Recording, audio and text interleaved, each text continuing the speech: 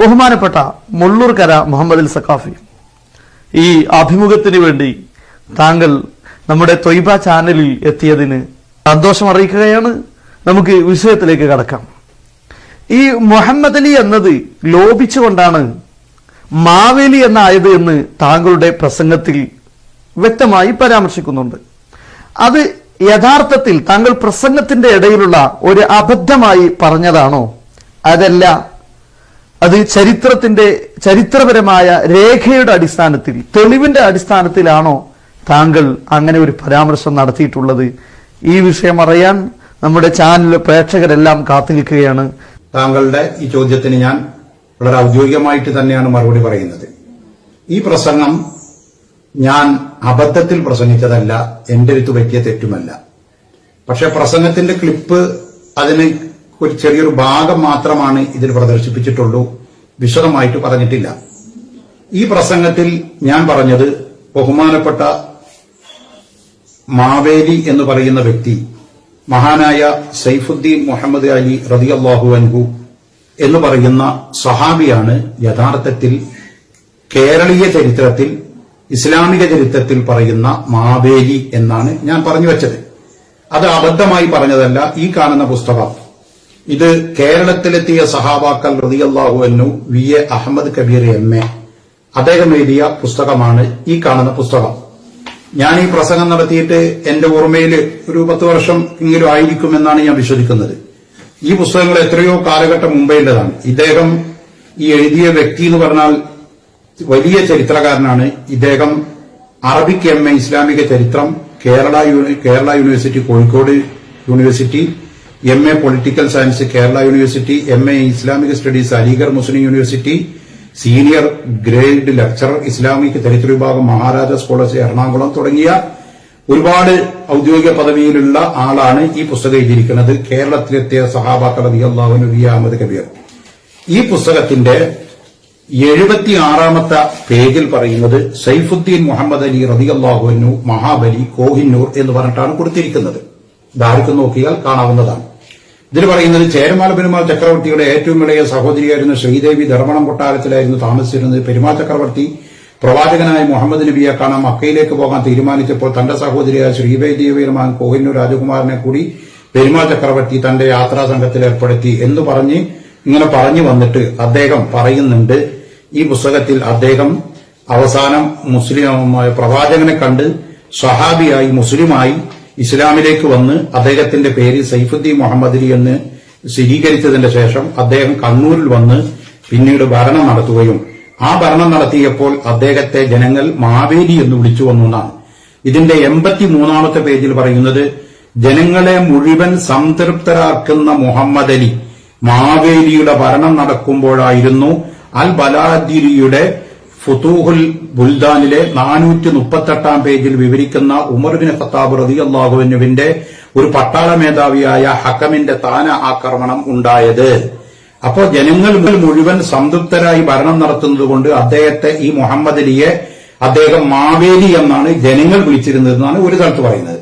പിന്നെ ഞാൻ പറഞ്ഞത് ഈ മാവേലി എന്ന പേരെങ്ങനെ ഉണ്ടായി എന്ന ഒരു പരാമർശം ഞാൻ ആ പ്രസംഗത്തിൽ നടത്തിയിട്ടുണ്ട്. അത് ഇതിൽ പറയുന്നത്, എന്നാൽ ചരിത്രകാരനായ മുഹമ്മദ് അബ്ദുൽ കരീമും മറ്റു ചില ചരിത്രകാരന്മാരും ഭാഷാ പണ്ഡിതന്മാരും പറയുന്നത് മുഹമ്മദ് എന്ന വാക്ക് ലോപിച്ച് മാവേലി എന്ന് ആയതായിട്ടാണ്. മുഹമ്മദ് അലി, മമ്മാലി, മമ്മേലി, മാവേലി, മാവാലി. ചില അവസരങ്ങളിൽ മാ എന്ന അക്ഷരം സംസ്കൃത ഭാഷയിൽ മാറ്റിമറിച്ച് ഉപയോഗിക്കാറുണ്ട് തുടങ്ങി വിശദമായിട്ട് ഈ പേര് എങ്ങനെയാണ് ലോപിച്ചിട്ട് മുഹമ്മദ് അലി എന്ന പേര് എങ്ങനെയാണ് ലോപിച്ച് മാവേലി ആയത് എന്ന് ഈ പുസ്തകത്തിന്റെ 82ാമത്തെ പേജിൽ പറഞ്ഞിട്ടുണ്ട്. ഈ ചരിത്രപരമായ വസ്തുതയാണ്. അതോടൊപ്പം തന്നെ അറബി ഗ്രന്ഥങ്ങൾ പരിശോധിക്കുകയാണെങ്കിൽ താരീഖു ദഅവത്തുൽ ഇസ്ലാമിയ ഫി ശിബ്ഹിൽ ഖാറത്തിൽ ഹിന്ദിയ എന്ന ആ ഗ്രന്ഥത്തിലും ഈ സംഭവം ഉദ്ധരിച്ചിട്ടുണ്ട്. അതുപോലെ താരീഖുൽ ആലമുൽ ഇസ്ലാമി അബ്ദുറഹിമാൻ ബാവ മലബാരി എന്ന ബാവ ഉസ്താദിന്റെ താരീഖുൽ ആലമുൽ ഇസ്ലാമി എന്ന ഗ്രന്ഥത്തിലും ഈ മാവേലി എന്ന വ്യക്തിയെ സംബന്ധിച്ച് പരാമർശിച്ചിട്ടുണ്ട്. അതുപോലെ മുസ്ലിങ്ങളും കേരള സംസ്കാരവും എന്ന PK മുഹമ്മദ് കുഞ്ഞിയുടെ പുസ്തകത്തിൽ സാഹിത്യ അക്കാദമി പ്രസിദ്ധീകരിച്ച പുസ്തകമാണ്. അദ്ദേഹം ഈ സംഭവം KMN കുറുപ്പിനെ പോലത്തെ ആളുകളെ ഉദ്ധരിച്ചിട്ട് വളരെ ആധികാരികമായി ഈ ചരിത്രം സമ്മതിച്ചതാണ്.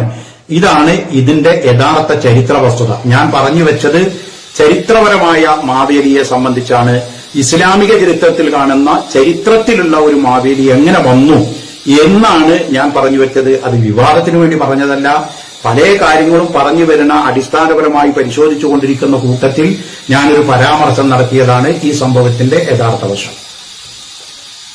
വളരെ കൃത്യമാണ്, താങ്കളുടെ മറുപടി വളരെ കൃത്യമാണ്. അതായത് താങ്കൾ ഇതുപോലുള്ള ചരിത്രകാരന്മാരുടെ പുസ്തകങ്ങൾ ഉദ്ധരിക്കുക മാത്രമാണ് ചെയ്തിട്ടുള്ളത്.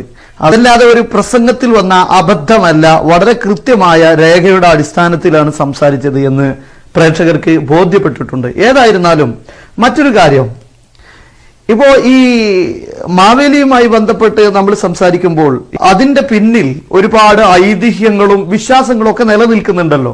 അപ്പൊ ഇത്തരം വിശ്വാസങ്ങളെ കുറിച്ചാണ് ഞാൻ ചോദിക്കുന്നത്. ഈ വിഷയങ്ങളിലൊക്കെ അതുമായി ബന്ധപ്പെട്ട് ഇവിടെ പറയപ്പെടുന്ന ചില വിശ്വാസങ്ങളും ഐതിഹ്യങ്ങളും ഒക്കെ ഉണ്ട്. അപ്പൊ അതിനെ സംബന്ധിച്ച് താങ്കളുടെ വിശ്വാസം എന്താണ്? ഓണത്തിന്റെ പിന്നിൽ പല ഐതിഹ്യങ്ങളും നമ്മുടെ നാട്ടില് നിലനിൽക്കുന്നുണ്ട്. അതിലേക്കൊന്നും ഞാൻ കടക്കാൻ ഉദ്ദേശിക്കുന്നില്ല. അതൊക്കെ ഐതിഹ്യങ്ങളാണ്. ഓരോ മതവിശ്വാസികൾക്കും ഐതിഹ്യങ്ങളും വിശ്വാസങ്ങളും പല മതങ്ങളിലും പലതും ആചാരങ്ങളും നടക്കുന്നുണ്ട്. അത് അവർ നടത്തട്ടെ. നമ്മൾ അതിലേക്കൊന്നും കടക്കാൻ ഉദ്ദേശിക്കുന്നില്ല. ഒരു അന്യമതക്കാരുടെ കാര്യങ്ങളിൽ അവരുടെ ഐതിഹ്യപരമായ ചരിത്രങ്ങളിലേക്കൊന്നും ഞാൻ കടക്കുന്നില്ല. ഞാൻ പറഞ്ഞത് ഈ മാവേലി എന്ന് ചരിത്രത്തിലുള്ള ഒരു വ്യക്തി, നമുക്ക് ലഭ്യമായ ചരിത്രം നമ്മുടെ മുമ്പിലുള്ള വ്യക്തി സൈഫുദ്ദീൻ മുഹമ്മദ് അലി റളിയല്ലാഹു അൻഹു എന്ന സ്വഹാബിയെ സംബന്ധിച്ചാണ് ചരിത്ര കിതാബുകളിലും ചരിത്ര ഗ്രന്ഥങ്ങളിലൊക്കെ കേരളീയ ചരിത്രത്തിൽ കാണുന്നത് എന്നാണ് ഞാൻ പറഞ്ഞത്. മറ്റു കാര്യങ്ങളിലേക്കൊന്നും ഞാൻ കടക്കാൻ ഉദ്ദേശിക്കുന്നില്ല. അത് ഐതിഹ്യത്തിലും ചരിത്രത്തിലും പലതും കാണാം. അത് അതുമായി ബന്ധപ്പെട്ടവർ അതുമായി മുന്നോട്ട് പോകട്ടെ. ഇവിടെ വളരെ പ്രധാനപ്പെട്ട മറ്റൊരു കാര്യം ചോദിക്കാനുള്ളത്, ഇപ്പൊ ഇതുപോലുള്ള പണ്ഡിതന്മാർ, നിങ്ങളെപ്പോലുള്ള പല ആളുകളൊക്കെ പ്രസംഗിക്കുമ്പോൾ അതിന്റെ ഇടയിൽ വരുന്ന ചില ഭാഗങ്ങൾ മുറിച്ചെടുത്ത് രണ്ട് ഭാഗവും കട്ട് ചെയ്ത് ചില തൽപര കക്ഷികൾ ഇത് പ്രചരിപ്പിക്കുന്നുണ്ട്. ഇപ്പൊ നമുക്കറിയാം, ഈ അടുത്ത് റഹ്മത്തുള്ള കാസിമിയുടെ ജ്യൂസുമായി ബന്ധപ്പെട്ട ഒരു വിവാദം, അവിടെ അദ്ദേഹം ആ വിവാദങ്ങൾ പ്രചരിക്കുകയും മാത്രമല്ല അദ്ദേഹത്തെ സപ്പോർട്ട് ചെയ്ത് ആരോഗ്യ രംഗത്തുള്ള ഡോക്ടർമാരടക്കം രംഗത്ത് വന്നപ്പോൾ ആ ഒരു വിവാദത്തിൽ നിന്ന് പല ആളുകളും ഉൾവലിഞ്ഞിട്ടുണ്ട്. അതേപോലെ താങ്കളുടെ ഈ വിശദീകരണം കേട്ടാൽ ഈ വിഷയത്തിലും ഇത്തരത്തിലുള്ള ആളുകളൊക്കെ ഉൾവലിയുമെന്നാണ് ഞാൻ വിശ്വസിക്കുന്നത്. പക്ഷെ ഇവിടെ പ്രധാനപ്പെട്ട ഒരു കാര്യം, എന്തുകൊണ്ടാണ് ഇങ്ങനെ സുന്നി പണ്ഡിതന്മാരുടെ ക്ലിപ്പുകൾ മാത്രം അടർത്തിയെടുത്ത് ഇങ്ങനെ സമൂഹ മാധ്യമങ്ങളിൽ പ്രചരിപ്പിക്കപ്പെടുന്നതും അതുമായി ബന്ധപ്പെട്ട ചർച്ചകൾ നിലനിൽക്കുന്നതും? അതേസമയത്ത് ഈ അടുത്ത് നമുക്കറിയാം, ഒരു മുജാഹിദ് സമ്മേളനത്തിൽ വെച്ച് ഒരാൾ വാക്സിൻ കൊടുക്കാൻ പാടില്ല എന്ന് പ്രസംഗിച്ചിട്ടുണ്ട്. ഇന്ത്യൻ നിയമപ്രകാരം വാക്സിൻ അങ്ങനെ പരസ്യമായി പാടില്ല എന്ന് പറയാൻ ആർക്കും അധികാരമില്ല. അത് പ്രകൃതി ചികിത്സ നടത്തുന്ന ആളുകളാണെങ്കിലും അത് ഡോക്ടർ ആണെങ്കിലും ആർക്കും പറയാൻ അധികാരമില്ല. ഒരു സ്റ്റേജിൽ വെച്ച് അങ്ങനെ പറയാൻ പാടില്ല. പക്ഷെ അങ്ങനെ ഒരു വിഷയം നടത്തിയിട്ടുണ്ട്. വേറെ ഒരാള് ഡോക്ടറുടെ അടുത്തേക്ക് നമ്മൾ പോയി കഴിഞ്ഞാൽ, കുട്ടിയെ ഡോക്ടറെ അടുത്ത് കൊണ്ടുപോയാൽ അത് ശിർക്കാണ്, ഇസ്ലാം എന്ന് പുറത്തു പോകും എന്ന് മുജാഹിദിലെ ചുവേലി അബ്ദുള്ള മൗലവി പ്രസംഗിച്ചിട്ടുണ്ട്. പക്ഷെ ഇതൊന്നും ഇത്തരം ആളുകൾ ഒരു വിഷയമായി എടുക്കാതെ നിങ്ങളെപ്പോലുള്ള ആളുകളൊക്കെ പ്രസംഗിക്കുന്ന പ്രസംഗത്തിന്റെ ഭാഗങ്ങൾ മാത്രം അടർത്തിയെടുക്കുന്നതിന്റെ അതിന്റെ പിന്നിൽ വല്ല താല്പര്യങ്ങളും ഉണ്ടോ? തീർച്ചയായിട്ടും ഉണ്ട് എന്നാണ് എനിക്ക് ഇപ്പോൾ മനസ്സിലാവുന്നത്. ഞാൻ ഇതുവരെ അങ്ങനെ ചിന്തിച്ചിരുന്ന ഒരു വ്യക്തി ആയിരുന്നില്ല. ഞാനെല്ലാം സോഷ്യൽ മീഡിയയിൽ എന്നെ സംബന്ധിച്ച് പല കാര്യങ്ങളും വരുമ്പോഴും ഞാൻ അതിന് മറുപടിയായിട്ട് പലപ്പോഴും വരാറില്ല. അതൊക്കെ വിട്ടുകളയലാണ് പതിവുണ്ടാകുന്നത്. പക്ഷേ പല ആളുകളും വ്യാപകമായി തെറ്റിദ്ധരിപ്പിക്കപ്പെടുന്നു എന്ന് വന്നപ്പോഴാണ് ഞാൻ ഇതിന് മറുപടി പറയാൻ നിർബന്ധിതനായി തീർന്നത്. ഇത് ഒരു ചരിത്രം, ഒരു സംഭവം ഒരു പണ്ഡിതന്റെ അടുത്ത് നിന്ന് കേട്ടുകഴിഞ്ഞാൽ ആദ്യം ചെയ്യേണ്ട മര്യാദ അയാളോട് അതിനെ സംബന്ധിച്ച് ഒരു വിശദീകരണം ചോദിച്ചിട്ടായിരിക്കണം അതിനെ സംബന്ധിച്ച് കമന്റുകൾ പറയേണ്ടത്. അത് പറയാതെ ആ വായിൽ തോന്നിയതൊക്കെ കോതക്ക് പാട്ട് എന്ന ലാഘവത്തോടെ ചിലര് അതങ്ങോട്ട് ഏറ്റെടുത്തിട്ട് പണ്ഡിതന്മാരെ ഇകഴ്ത്തുക, പ്രത്യേകിച്ച് സുന്നി പണ്ഡിതന്മാരെ തരം താഴ്ത്തി കാണിക്കുക എന്നുള്ള ഗൂഢലക്ഷ്യത്തോടെ ഒരു വിഭാഗം ആളുകൾ സോഷ്യൽ മീഡിയയിൽ പ്രവർത്തിക്കുന്നതായിട്ടാണ് എനിക്ക് ഇപ്പോ ഈ സംഭവത്തിൽ നിന്നൊക്കെ എനിക്ക് മനസ്സിലാക്കുന്നത്. അത്തരം ആളുകളോട് എനിക്ക് പറയാനുള്ളത്, ദയവ് ചെയ്ത് ഈ മഹത്തായ ഇസ്ലാമിന്റെ പാരമ്പര്യം ഐക്യമാണ്, സാഹോദര്യമാണ്, സ്നേഹമാണ്, വിട്ടുവീഴ്ചയാണ്.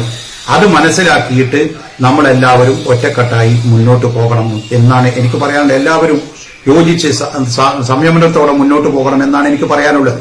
പലരും ഇത് ചാനലിൽ കൊടുക്കുന്നത് ഇതൊരു ബിസിനസ് പോലെ ചാനൽ റേറ്റിംഗ് കൂട്ടാനും അല്ലെങ്കിൽ ഒരാളെ അപഹസിക്കാനും ഒരാളെ ആക്രമിക്കാനും ആണ്. പിന്നെ നേരത്തെ പറഞ്ഞതുപോലെ ഇത്തരം ചരിത്ര പുസ്തകങ്ങളൊക്കെ നമ്മൾ ഇവിടെ അവതരിപ്പിച്ചിട്ടുണ്ട്. ഈ പുസ്തകങ്ങളൊക്കെ വിപണിയിൽ കിട്ടുന്ന പുസ്തകങ്ങളാണ്. ഇതും അതുപോലെ തന്നെ ഞാൻ നേരത്തെ ഉദ്ധരിച്ച ഗ്രന്ഥങ്ങളും. ഇതൊക്കെ മനസ്സിലാക്കേണ്ടവർ ഇപ്പൊ തന്നെ കുറെ ആളുകൾ എന്നോട് ചോദിച്ച് മനസ്സിലാക്കിയിട്ട് ഞങ്ങളുടെ തെറ്റിദ്ധാരണ നീങ്ങി ഉസ്താദെ എന്ന് എന്നോട് തന്നെ പറഞ്ഞിട്ടുണ്ട്. ഇത് വിശദമായി പഠിച്ച് മനസ്സിലാക്കുമ്പോൾ, കാര്യങ്ങൾ മനസ്സിലാക്കുമ്പോൾ അവർക്ക് ഉൾവലിയുകയല്ലാതെ മുന്നോട്ട് പോകാൻ യാതൊരു നിർവാഹമില്ല. പിന്നെ വീണടത്ത് കിടന്നൂരില്ല എന്ന് പറഞ്ഞ പോലെ പിന്നെയും അത് വിവാദങ്ങൾ ഉണ്ടാക്കുന്നത് മനഃപൂർവ്വമാണ് എന്ന് മാത്രമേ അവരെ സംബന്ധിച്ച് സഹകരിക്കാനല്ലാതെ വേറെ എനിക്കൊന്നും എന്റെ മുന്നിൽ കാണാനില്ല. ഇവിടെ മറ്റൊരു കാര്യം, ഇത്തരത്തിലുള്ള ചെറിയ മുറിച്ചെടുക്കുന്ന ക്ലിപ്പുകളൊക്കെ സമൂഹ മാധ്യമങ്ങളിൽ പ്രചരിപ്പിക്കുകയും അതിന് ഷെയർ ചെയ്യുകയും ലൈക്ക് അടിക്കുകയൊക്കെ ചെയ്യുന്ന ഒരുപാട് ആളുകളുണ്ട്. അത്തരം ആളുകളോടായി താങ്കൾക്ക് എന്ത് നിർദ്ദേശമാണ് നൽകാനുള്ളത്? വളരെ പ്രസക്തമായ ഒരു ചോദ്യമാണ് നിങ്ങളിപ്പോ ചോദിച്ച ചോദ്യം. കാരണം വാർത്താ മീഡിയകളിൽ വരുന്ന പല കാര്യങ്ങളും ഇന്ന് വിശ്വസിക്കാൻ വയ്യാത്ത ഒരു സാഹചര്യമായിട്ട് നിലനിൽക്കുകയാണ്, പ്രത്യേകിച്ച് സോഷ്യൽ മീഡിയ. അതിന് വ്യത്യസ്തമായിട്ടാണ് നമ്മുടെ തൈബ ചാനൽ പ്രവർത്തിക്കുന്നത് എന്നുള്ളത് എനിക്ക് അഭിമാനത്തോടെ ഞാൻ ഈ സമയത്ത് ആ വിഷയം പങ്കുവെക്കാണ്. ഇതിപ്പോ എന്റെ ഒരു അഭിമുഖം കൊടുത്തതിന്റെ പേരിൽ ഞാൻ നിങ്ങളെ പുകഴ്ത്തി പറയാണെങ്കിൽ നിങ്ങളെ ചാനലിനെ നന്നാക്കി പറയാനൊന്നും പറയണ്ട. ഞാൻ വളരെ സത്യസന്ധമായിട്ട് ഈ കാര്യങ്ങളൊക്കെ പറയുന്ന കൂട്ടത്തിൽപ്പെട്ട ഒരാളാണ്. അതുകൊണ്ട് ഞാൻ പറഞ്ഞുപോയി എന്ന് മാത്രമേ ഉള്ളൂ. എന്തായാലും ഇതിന്റെ പ്രേക്ഷകർക്കും നിങ്ങൾക്കും അല്ലാഹു സുബ്ഹാനഹു വ തആല ഈ മുഹറം മാസത്തിന്റെ ബർക്കത്ത് കൊണ്ട് ഖൈറും ബർക്കത്തും സന്തോഷവും സമാധാനവും പ്രദാനം ചെയ്യട്ടെ എന്ന് ഞാൻ പ്രാർത്ഥിക്കുകയാണ്.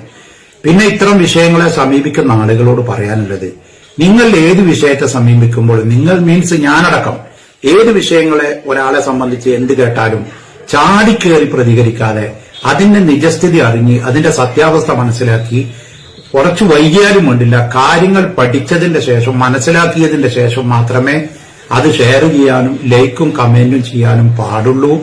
അതാണ് ഒരു യഥാർത്ഥ വിശ്വാസിയുടെ ലക്ഷണം, ഒരു യഥാർത്ഥ മുസ്ലിമിന്റെ അടയാളം അതാണ് എന്ന് ഞാൻ നിങ്ങളോട് പറയുന്നു. എന്റെ ഈ വിഷയം ശ്രദ്ധിച്ച ത്വയ്ബ ചാനലിലെ പ്രേക്ഷകർക്ക് എല്ലാവർക്കും ഒരിക്കൽ കൂടി ഞാൻ നന്ദി രേഖപ്പെടുത്തുന്നു. എല്ലാവരോടും ദുആ കൊണ്ട് വസിയത്ത് ചെയ്ത് നിർത്തുന്നു. അസ്സലാമു അലൈക്കും വറഹ്മത്തുള്ളാഹി വബറകാതുഹു.